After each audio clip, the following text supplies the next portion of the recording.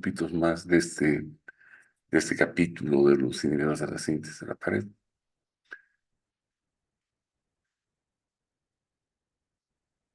Este grupo de los lipopéptidos tiene solo un agente, la daptomicina. Este antibiótico está en nuestro medio, lo tenemos. Es un antibiótico que trabaja de una forma bastante interesante. Tiene una cola lipídica dependiente de calcio que se mete en la membrana de las bacterias y las produce una disrupción con un eflujo intenso de potasio que lleva a la muerte rápida a las bacterias.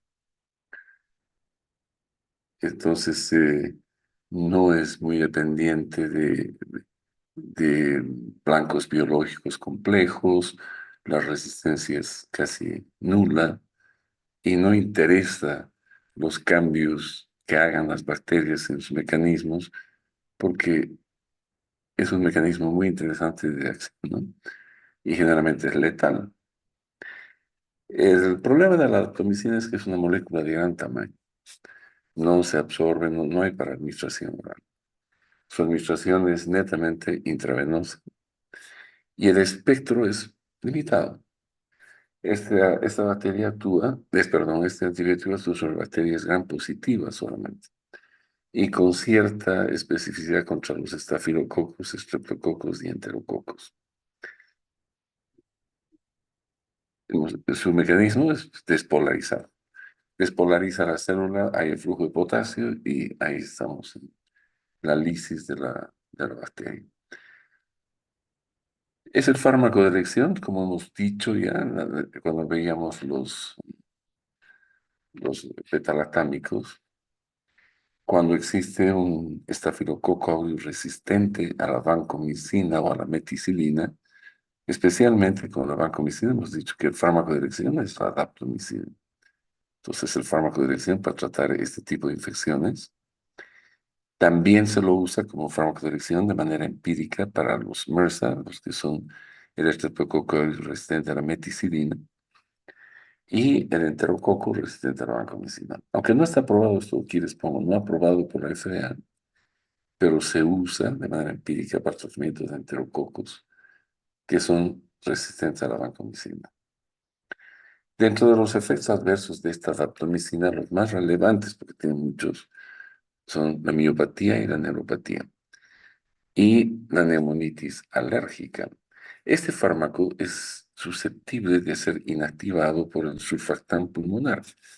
De ahí que no está indicado para tratar la neumonía bacteriana. Más bien es una contraindicación para el uso de la daptomicina en la neumonía. Porque si lo administras, va a ser inactivado y vamos a perder tiempo y dinero. En la neumonía, si hay neumonía por estreptococo y es resistente a la vancomicina, el fármaco de elección es la linezolida, que la vamos a ver ahora después. Es normalmente esta daptomicina, así macromolécula como es excretada por el riñón.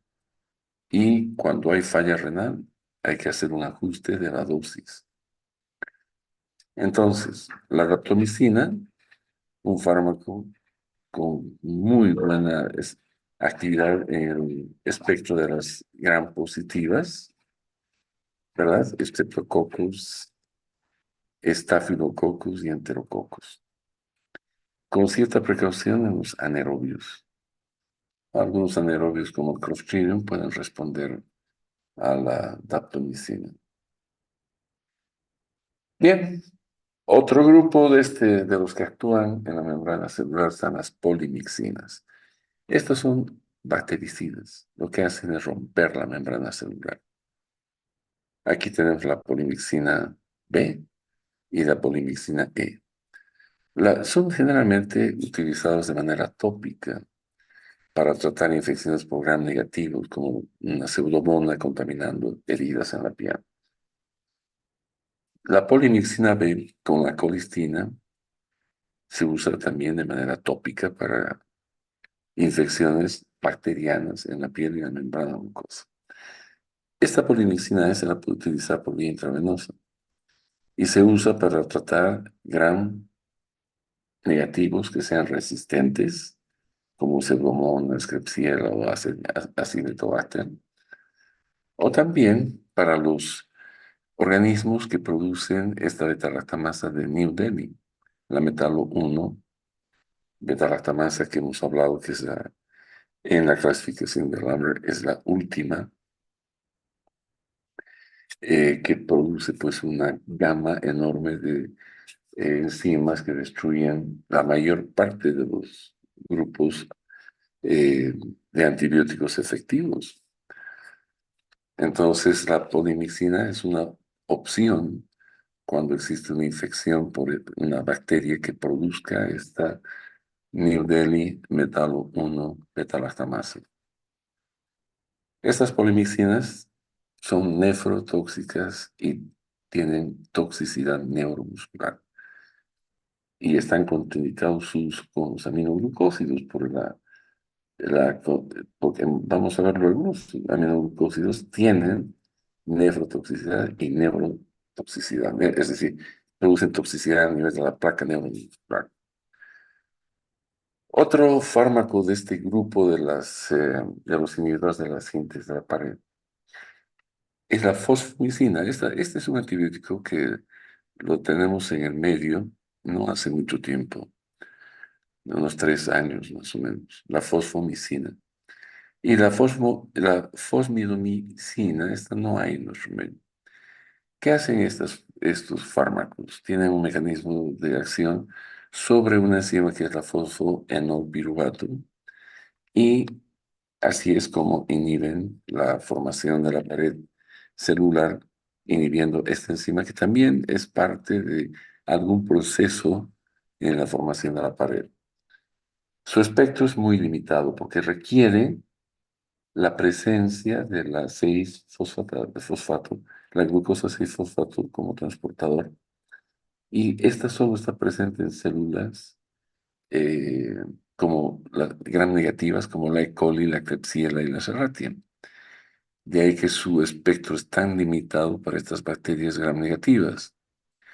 En nuestro medio se lo está utilizando, la fosfomicina se usa para tratar infecciones urinarias en mujeres con muy buena tolerancia, especialmente y sin problemas en los embarazos. Es una sola dosis de 3 gramos, viene en un sobre granulado, se diluye, una sola toma y con esto se soluciona el problema de la infección urinaria. Este fármaco se excreta sin cambios por la orina. No, y se usa en la ITU 3 gramos de dosis simple y es muy seguro en el embarazo. Otros dos antibióticos que hacen a este gran grupo de los inhibidores de la síntesis de la pared están la cicloserina, que es un fármaco que está limitado para el tratamiento de la tuberculosis. Esto van a ver con el doctor Carlos Montes desde este jueves y la próxima semana van a hablar de tuberculosis seguramente y de micobacterias. Esta cicloserina actúa sobre gram negativos también y su gran conflicto es que produce complicaciones neuropsiquiátricas, convulsiones, psicosis, neuropatía periférica. O sea, es un fármaco que no es primera línea, normalmente está en la segunda línea de tratamiento, donde es efectiva en la tuberculosis pulmonar. La bacitracina es un inhibidor del transportador lipídico, bloquea el transporte en la pared celular, está indicado especialmente en uso tópico. No se lo usa por vía parenteral, no hay uso sistémico porque es muy tóxico. Produce nefrotoxicidad y supresión de la médula ósea. Entonces, normalmente se lo utiliza para tratar pacientes que tienen problemas en piel, infecciones en la piel, y en los portadores nasales del MRSA. Hay pacientes que tienen a nivel de la mucosa nasal el Staphylo aureus resistente a la meticilina. Entonces, para acabar con las bacterias, se utiliza de manera tópica la bacitracina. Obviamente que en los sintéticos y todos estos problemas producidos por estáfilo en la actualidad, la mupirocina es el fármaco de elección, que se usa también de manera tópica. Lo vamos a ver un poquito más adelante, algún detalle más de la mupirocina. La bacitracina en el tracto gastrointestinal se usa también solo para uso luminal, más o menos local en el tubo digestivo, para tratar las enterocolitis pseudomembranosa y las infecciones del tubo digestivo por enterococos resistentes a la vancomicina. Pero es local, no se administra por vía sistémica debido a sus problemas serios como efectos adversos. Bien, entonces, miren, ya hemos acabado de ver los inhibidores de la cinta de la pared y algunos inhibidores de la función de la membrana celular. Ahora vamos a pasar al último tema que me toca a mí desarrollar con ustedes. Hoy y mañana voy a hablar de los inhibidores de la síntesis de proteínas. Las bacterias, dentro de su normal funcionamiento, producen sus propias bacterias, sus propias proteínas que son estructurales, tanto para su pared, sus organelos y todo lo demás. Y esto lo hacen como todas las células a nivel de los ribosomas. La selectividad de estos antibióticos para las bacterias es que la diferencia entre las células eucarióticas y las procarióticas es que las procarióticas elaboran sus proteínas a nivel de las subunidades 30S y 50S. Las eucarióticas, los mamíferos, nuestras células producen a nivel de ribosoma las proteínas que necesitamos en las subunidades 40 y 60. O sea, no afectan a nuestras células, afectan solo a las bacterias. Y la forma en que se sintetizan las proteínas es como una pequeña máquina de coser. Es una maquinita de ensamblaje de lo más sencilla e interesante. En ella existen tres sitios. El sitio aceptor, que es donde llega donde llega el, um, el ARN, el RNA transportador trayendo un aminoácido. Y ya en el ribosoma existe un sitio P, que es el peptidil, donde son acumulados la secuencia de aminoácidos para construir una proteína determinada. Y el sitio de eyección es donde pues ese ARN o RNA transportador es eyectado nuevamente para que empiece nuevamente el ciclo. Entonces, hay dos procesos acá, el de transpeptidación y el de translocación, que son los que van a determinar el montaje de la línea de aminoácidos para la construcción de una proteína, que si lo vemos en el próximo gráfico les voy a mostrar, este me parece más didáctico. Esta es la fracción 50S y esta es la 30S. Aquí tenemos el RNA, que es el que determina la secuencia de aminoácidos que deben ser montados. Aquí está el sitio A, que es el aceptor.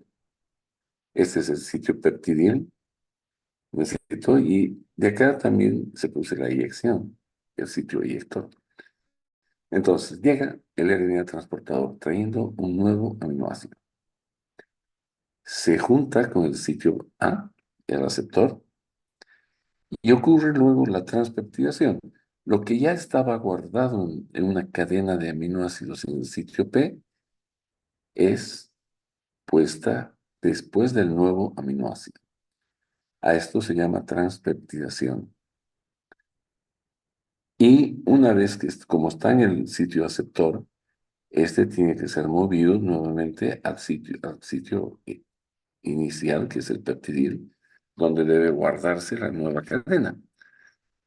Entonces, es movida a su sitio, a esto se llama translocación, del sitio aceptor al sitio peptidil, a eso llamamos translocación, y se vuelve al punto inicial, donde va a llegar otro aminoácido, se va a producir la transpeptidación, la translocación y otra vez.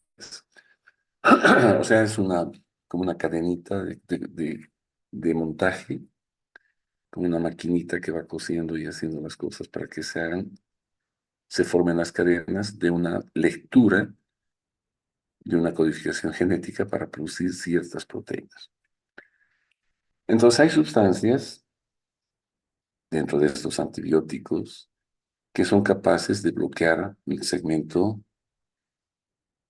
tanto 30S como lo hacen las tetraciclinas y los aminoglucósidos, y el 50S, donde hay varios, la linazolida, el clonfenicol, los macrólidos, bla, bla, que en el próximo gráfico más o menos les muestro.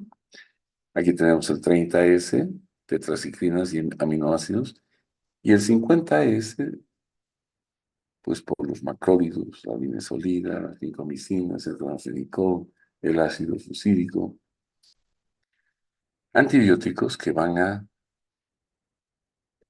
interrumpir la formación de proteínas estructurales. O se producen proteínas deformes o anómalas o no se producen. Entonces, esto va a afectar directamente la multiplicación y la sobrevida de las bacterias. La mayor parte de estos fármacos que actúan sobre la síntesis de proteínas son fármacos bacteriostáticos. O sea, detienen la multiplicación por razones obvias. Los fármacos que actúan sobre el 30S, ya les he dicho, son las tetraciclinas, inhiben de manera competitiva el sitio aceptor. Se van y ocupan el sitio aceptor y no dejan que el RNA transportador entre al sitio aceptor trayendo un nuevo aminoácido. Y los aminoglucósidos que se unen también al sitio A y producen una lectura incorrecta del RNA, que es el que programa la secuencia de aminoácidos. Entonces va a producir una síntesis de proteínas que no son estructurales para ellas, se vuelven tóxicas estas estructuras y acaban matando a la bacteria o impidiendo que se multipliquen y se detiene la multiplicación bacteriana. Y los que trabajan en el 50S, tenemos los que bloquean la transpeptidasa, es decir, la peptidil transferasa, que es la transpeptidación, y los que bloquean la translocación. Los que bloquean la transpeptidación son el clonfenicol y las pleuronucleínas. Y los que bloquean la translocación tenemos los macrólidos, la linezolida, las streptograminas y la lincosamina. Todas ellas, pues, son bacteriostáticas. Los inhibidores de la síntesis de proteínas, además de clasificarlos por dónde actúan, si es a nivel de la fracción ribosomal 50S o 30S, también se las puede clasificar por el espectro antibacteriano. Las hay de espectro reducido, moderado y de amplio espectro. Las de espectro amplio están las tetraciclinas, el cloramfenicol y las pleuronucleínas. Las intermedias, los aminoglucósidos o los macrólidos. Y las de espectro muy reducido, muy específico para cierto tipo de bacterias son la linezolida, las streptograminas y la lincosamida.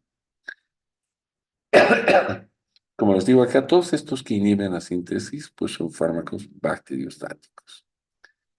Inhiben la réplica de bacterias y son efectivas solo en bacterias que se dividen rápidamente. O sea, vamos a ver un efecto farmacológico si es que los usamos para bacterias que se multiplican rápidamente. Si no, no vamos a poder ver ningún efecto terapéutico. Entonces vamos a empezar por el primer grupo de las tetraciclinas, que son los que trabajan sobre el segmento 30S junto con los aminoglucósidos. Las tetraciclinas tienen como mecanismo de acción, pues como son análogos del RNA transportador, inhiben competitivamente el sitio A. O sea, se trabaja sobre 30S. Su mecanismo de resistencia es el eflujo del fármaco, es el más común. Pero también puede haber inactivación enzimática y puede haber proteínas protectivas ribosomales. Es una proteína que impide que la tetraciclina afecte la producción de proteínas. Pero lo más común es que el fármaco, la tetraciclina, sea activamente sacado del interior de la bacteria por el flujo, el flujo, una bomba de flujo. Tiene muy buena absorción oral. Su biodisponibilidad oral es buena, la máxima, miren, 100% con la aminociclina. Y luego le sigue con menos de 100 la doxiciclina y el resto que también tiene muy buena biodisponibilidad. Su vía de administración normalmente es oral o intravenosa.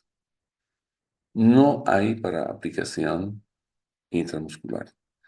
Esta que hay, si la usas por vía intramuscular, una que sea por vía intravenosa, vas a ocasionar mucho dolor e inflamación en la zona. Solo se utiliza por vía oral, en estómago vacío, o por vía intravenosa. El espectro de bacterias que afectan las tetraciclinas son de amplio espectro, gram positivos, gram negativos, y no son activas contra anaerobios. Y dentro de los gram negativos, no trabajan sobre las pseudomonas, sobre providencia ni proteos. O sea, sobre ninguna de las P's. P de pseudomonas, de providencia y de proteos. Los fármacos que forman parte de esta familia, las que están en rojo, pues estas son las que tenemos en nuestro medio. La tetraciclina, la doxiciclina, la minociclina, la tigreciclina y la oxitetraciclina. Las demás no existen en nuestro medio. Si ustedes observan, la tigreciclina se llama gliciclina, es un derivado de la minociclina. Está muy relacionado con las tetraciclinas, aunque tiene un espectro diferente y un comportamiento. Es decir, es parte del grupo, pero se le trata y lo vamos a ver un poco separado. ¿Ya? La doxiciclina, quizás uno de los más usados de este grupo, es el fármaco de elección para tratar el Mycoplasma hominis, que es una enfermedad de transmisión sexual. Se usa para la profilaxis de una plaga que hay de pleurodesis y pericardiodesis, que van a ocasionar fibrosis en estas capas serosas peripulmonares y pericardíacas, ¿no? Como profilaxis, pues se usa la doxiciclina, la rickettsiosis, la borrelia, la brucela, la clamidiasis como enfermedad de transmisión sexual. Estos fármacos tienen muy buena actividad sobre estas bacterias atípicas. Otros usos, miren, mifogranulamulineria, la enfermedad de Lyme, la sífilis, antrax, malaria, filariasis, son otros usos en los que no son los fármacos de elección, pero son fármacos alternativos. Segunda, tercera línea, cuando no se tiene otro fármaco que no sea una tetraciclina como la doxy. La minociclina se usa para la lepra, el acné y la nocardiosis. La demociclina se usa en el síndrome de secreción inadecuada de hormona antitiroidea. Y dentro de los últimos fármacos de las tetraciclinas hay tres que son avances realmente interesantísimos dentro de este grupo. Por ejemplo, la sareciclina tiene eh, una actividad estupenda sobre las bacterias gram positivas asociadas al acné. La omadaciclina se usa en la neumonía y en las infecciones de piel, y la eravacyclina en las infecciones abdominales complicadas. Desde un slide 1, donde se pueden ver estos tres fármacos que son realmente un avance significativo en nuestra guerra contra las bacterias, que ofrecen pues alternativas interesantes cuando existen infecciones por bacterias resistentes, en infecciones intraabdominales complicadas, en estructuras de la piel y en el acné vulgar, que esto azota pues ahora a los chicos con mayor fuerza que antes por los cambios hormonales y alimenticios en los que son sometidos.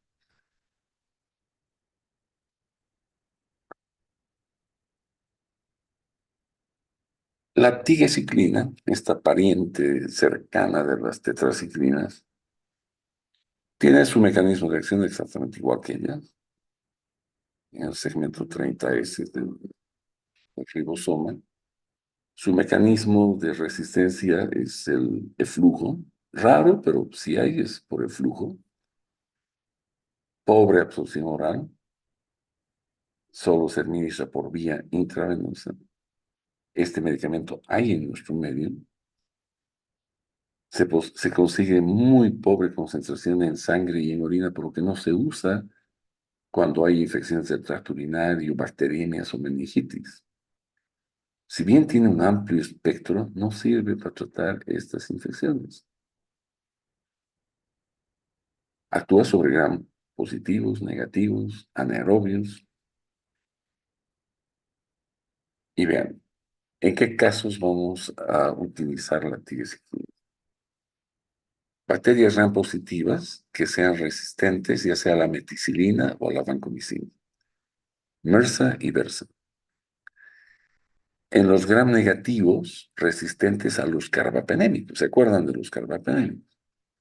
Hemos hablado de que son el grupo de antibióticos de mayor espectro antibacteriano y que son fármacos reservados para casos muy especiales de fiebre de origen desconocido o la presencia de bacterias multiresistentes.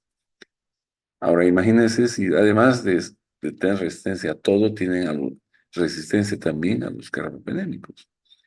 Entonces aquí es donde la tigecyclina puede salvar vidas, especialmente cuando hay resistencia de Escherichia coli, Klebsiella, Enterobacter y la Acinetobacter a los carbapenémicos. Porque si hay resistencia a los carbapenémicos, hay resistencia a todos los demás. Entonces la única alternativa será la tigecyclina, quizás. Los efectos adversos de las tetraciclinas. Lo más común es que el paciente puede tener náusea y vómito. Hay una situación que hay que tomar muy en cuenta cuando se está prescribiendo tetraciclinas, especialmente en el acné con esta gente joven. Hay que dar con abundante líquido. La deglución de una tableta de doxiciclina sin con muy poca agua puede acabar en una esofagitis brutal, con ulceraciones, incluso perforación esofágica. Entonces hay que tener mucha precaución. La ingesta de una tetraciclina debe ser acompañada con un vaso lleno de agua y el paciente no tiene que recostarse por lo menos 30 minutos para evitar el reflujo. Si en el reflujo la tableta o el comprimido de tetraciclina o la cápsula retorna al esófago, va a ocasionar serios problemas. La nefrotoxicidad hay con todas excepto con la tigecyclina, con la doxiciclina y la minoxiclina.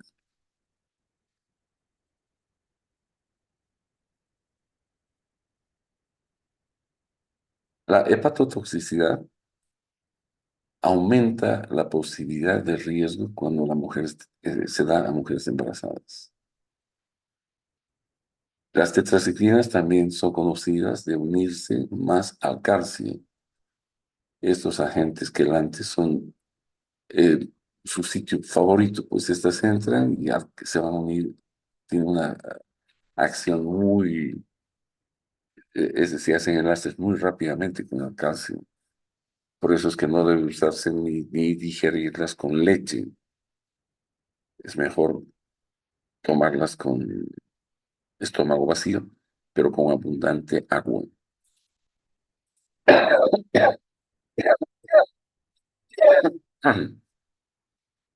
Las tetraciclinas, uno de los problemas que se vio mucho en los años 1950, 70 más o menos, cuando se usaba en mujeres embarazadas, pues nacían los niños con los dientes negruzcos, amarillentos. Cuando les salían los dientes de leche, salían con una decoloración amarillenta. ¿Por qué? Porque se depositan en el tejido óseo y pueden ocasionar un crecimiento anormal. De ahí que están contraindicadas en el embarazo y su uso en los niños, porque ellos todavía no han acabado de osificarse, no han acabado de hacer la dentición normal y las tetraciclinas no deben usarse en esos dos grupos etarios o situaciones fisiológicas. El síndrome de Fanconi, una complicación muy seria, que se presenta generalmente con las tetraciclinas cuando ya tienen fecha de expiración. Es uno de los pocos fármacos que la fecha de expiración hay que tomarla en serio. La mayor parte son pues nada más avivadas de la farmacia, ¿no? Que nos dicen esto expira en tanto tiempo y creemos que después de esa fecha el fármaco es inactivo o ya no funciona como tal. En el caso de las tetraciclinas debe evitarse consumirlas porque puede haber un síndrome de Fanconi. El hecho de que produzcan vómitos y náuseas, a veces un poco explosivos incluso, con cefalea y demás. Puede simular, pues sí, un tumor cerebral, por eso se habla de un pseudotumor cerebral, que es un cuadro clínico similar a la de un paciente que tenga un tumor en el cerebro. Pues no hay nada y es nada más asociado al uso de las tetraciclinas. La fotosensibilidad es otro problema, junto con eh, esta inhibición de la vasopresina en la diabetes mellitus, ¿no? Se produce especialmente con la demeclociclina, que es la que se usa para tratar justamente esos síndromes de secreción inadecuada, ¿no? De hormona antidiurética. La vestíbulotoxicidad, es decir, el paciente con trastornos de mareo, de posición, de vértigo sobre todo, ¿no? Y náusea y vómito, con la minociclina. Y esto puede empeorar si se asocia a un aminoglucósido como la streptomicina, que también tiene problemas de producir lesiones a nivel vestibular. Entonces, las tetraciclinas son fármacos que básicamente tienen una acción muy buena en las bacterias atípicas. Allá están riquecias, clamidias, micoplasmas. Todas esas bacterias atípicas responden muy bien a las tetraciclinas. Hay que tener mucho cuidado con los gram negativos. Se puede utilizar en algunas gram negativas, como el hemófilos influenza, la Neisseria meningitis, pero mm, con mucha precaución. Hay fármacos que lo hacen mejor. Si tuviéramos un paciente con Neisseria meningitis, no vamos a utilizar pues de primera línea una tetraciclina, pero podría servir en algunos casos alternos, ¿no? Segunda, tercera línea de tratamiento. Y en el resto, aquí en los gram positivos, pues las tetraciclinas no funcionan muy bien.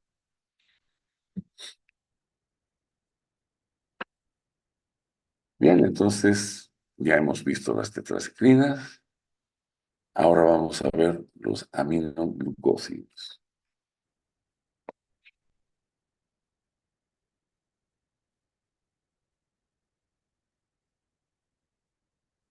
Los aminoglucósidos tienen dos orígenes. Unos vienen de los streptomyces y otros vienen de los micromonospora. En rojo, los que tenemos en nuestro medio. Dentro del grupo de estos que provienen de los streptomyces, tenemos la tobramicina y la neomicina. La streptomicina no hay ni la paranomicina. Estos dos antibióticos del grupo de los aminoglucósidos con origen en las streptomyces. Los micromonofora, la gentamicina y la amicacina. La metilmicina y la plasmomicina no existen en nuestro medio, pues son parte de este grupo.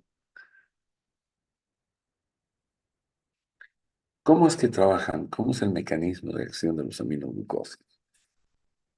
Estos fármacos, si recuerdan, son fármacos que actúan eh, por concentración dependiente. Tenemos que producir un pico de concentración muy elevada para que entren a las bacterias. Las bacterias, estas bacterias gram negativas a las cuales son especialmente el espectro de los aminoácidos los hace efectivos contra estos gram negativos, se debe a que estas tienen un potencial transmembrana. Significa que de esas porinas, esos poros que tienen en su membrana, tienen un potencial de, de gradiente. O sea, aquí lo que hacen es jalar, generan un gradiente y jalan al aminoglucósido al interior de la bacteria. Entonces, son dependientes de esta gradiente. Se hacen bactericidas, porque estos aminoácidos inducen la síntesis de proteínas tóxicas en el interior de las células bacterianas. Los aminoglucósidos no son efectivos contra los anaerobios. ¿Por qué? Porque este potencial transmembrana requiere de oxígeno y ATP. Si no hay oxígeno ni ATP, este potencial no se genera y no va a haber forma de que entren los aminoglucósidos dentro de las células a través de esas porinas. Entonces, este es el mecanismo de acción. No trabaja sobre anaerobios, sobre los gram negativos, gracias a un potencial transmembrana que se genera por ATP y oxígeno. Y los hace, pues, bactericidas. El mecanismo de resistencia que pueden presentar algunas bacterias es por inactivación enzimática, que es lo más común, excepto con la amicacina y la metilmicina. Y los cambios en la estructura ribosomal. Estos actúan sobre el segmento 30S. Y si la bacteria ha producido cambios estructurales en su ribosoma, pues no van a actuar. Y esto es especialmente verdad para la streptomicina. Yo me imagino que esto van a profundizar un poco con el doctor Carlinontes, porque estos fármacos son utilizados en la tuberculosis también.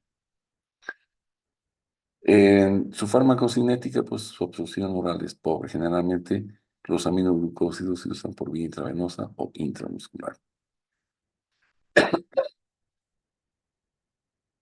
¿Se usan para qué? Para tratar, por ejemplo, plaga, tularemia, asociados con las tetraciclinas, los gram negativos que sean resistentes, pues allá pueden haber inactivaciones enzimáticas por las pseudomonas, las enterobacter y las acinetobacter.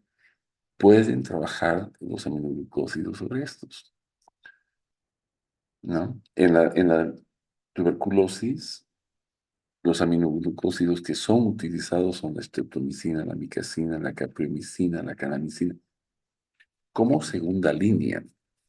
Ustedes van a estudiar con el doctor Carmimonte el esquema nacional para el tratamiento de la tuberculosis.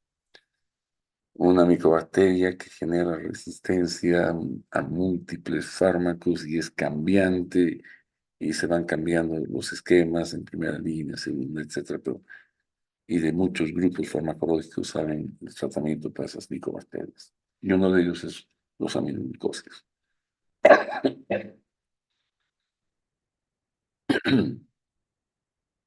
Dentro del grupo está la plasmicina, que no existe en nuestro medio. Se trata con esta sustancia infecciones por gram negativos que complican la vía urinaria, las pielonefritis, la tobramicina, que se da por vía inhalatoria y se usa en las neumonías por pseudomona, especialmente en los pacientes que tienen fibrosis quística. Es más efectiva que los otros aminoglucósidos, la tobramicina administrada en este tipo de gente por vía inhalatoria. La neomicina es uno de los fármacos del grupo, es la más tóxica, pero no se la usa por vía sistémica, se usa por vía oral y se la usa para el tratamiento de pacientes que tienen cirrosis hepática y hacen encefalopatía portal. ¿Por qué? Porque a nivel de las bacterias del tubo digestivo se produce amoníaco, ese amoníaco se absorbe, se produce el famoso coma hepático por amoníaco. Entonces se usaba la neomicina, ya no se usa mucho. Se usaba neomicina por vía oral, ¿para qué? Para esterilizar el intestino, matar las bacterias que producen amoníaco y así el paciente revertía su cefalopatía. En la actualidad se prefiere usar la rifamicina por vía oral, es el fármaco de elección para destruir las bacterias productoras de amoníaco a nivel del tubo digestivo. Los efectos adversos y contraindicaciones de los aminoglucósidos. Estos fármacos son nefrotóxicos. La nefrotoxicidad, a diferencia de la ototoxicidad, es reversible. Significa que si hay daño renal, se suspende el fármaco y se puede revertir el daño. Lo máximo, el fármaco que más nefrotóxico es la neomicina. Por eso es que no se usa por vía sistémica, se usa por vía oral para destruir las bacterias, pero tampoco ya se usa mucho. Y el mínimo daño por estreptomicina. La ototoxicidad, que es un daño directo en las células pilosas ahí del aparato auditivo. El efecto máximo auditivo era la canamicina, la amicacina y la neomicina. Y el vestibular por la estreptomicina. Y el mínimo por la metilmicina. Este es irreversible. La sordera producida por un aminoglucósido queda definitivamente en el paciente.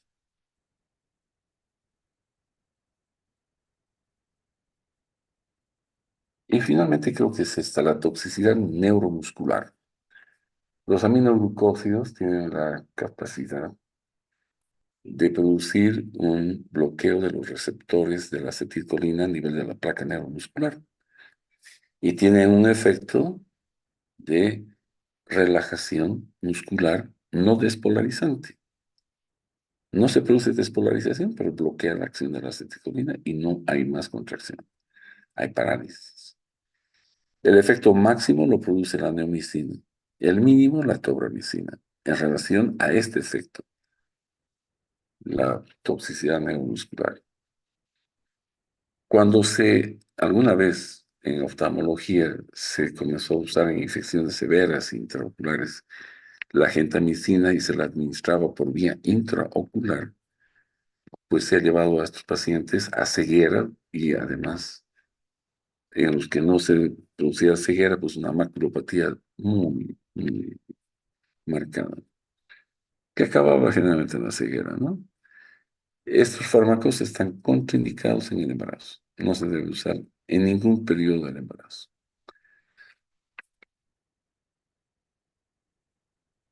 Entonces, los aminoglucósidos son fármacos que idealmente se utilizan para tratar infecciones a gram negativos. Esas bacterias gram negativas que son sensibles a los aminoglucósidos son el Haemophilus influenza, las enterobacterias, las pseudomonas, con mucha precaución para algunas bacterias positivas.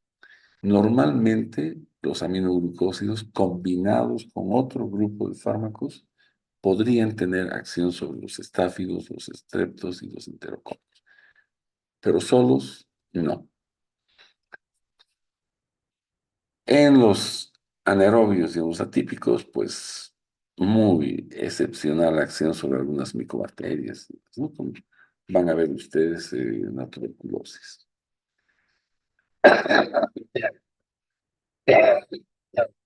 Bueno, mañana voy a continuar la última partecita de esto. Voy a explicar los fármacos que actúan sobre la 50S, la fracción ribosomal 50S, y con eso yo habría concluido la parte que me corresponde. Eh, no sé si tienen alguna pregunta. ¿No? Bien, chicos, entonces mañana a las 8:15 bueno, nos vamos a escuchar o vernos. Que estén bien. Muchas gracias, doctor. Hasta luego. Hasta luego. Gracias, doctor. Chao, hasta luego. Hasta luego.